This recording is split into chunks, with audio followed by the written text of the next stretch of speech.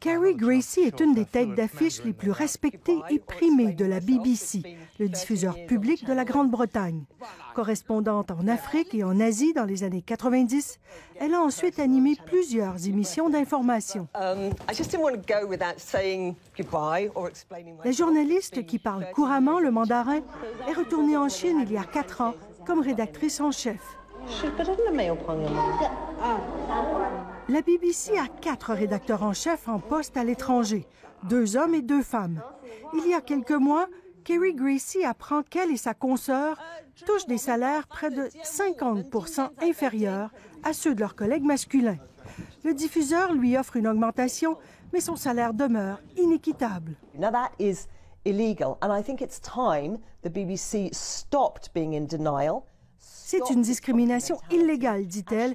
Il est temps que la BBC arrête de nier le problème, sorte de sa mentalité bornée et défensive. Le cas de Gracie n'est pas unique. Plus de 200 femmes ont porté plainte contre la BBC pour discrimination salariale. Et les chiffres officiels leur donnent raison. Parmi les employés qui gagnent plus de 250 000 $ par année, les 2 tiers sont des hommes. Les 7 qui touchent plus de 840 000 $ sont des hommes.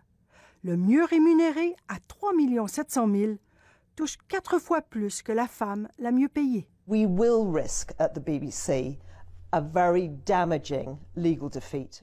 La BBC, dit-elle, risque une défaite légale qui fera très mal. La journaliste britannique a suivi l'exemple de cette animatrice américaine. Anna Kournikova had twins without anybody knowing. How does this happen?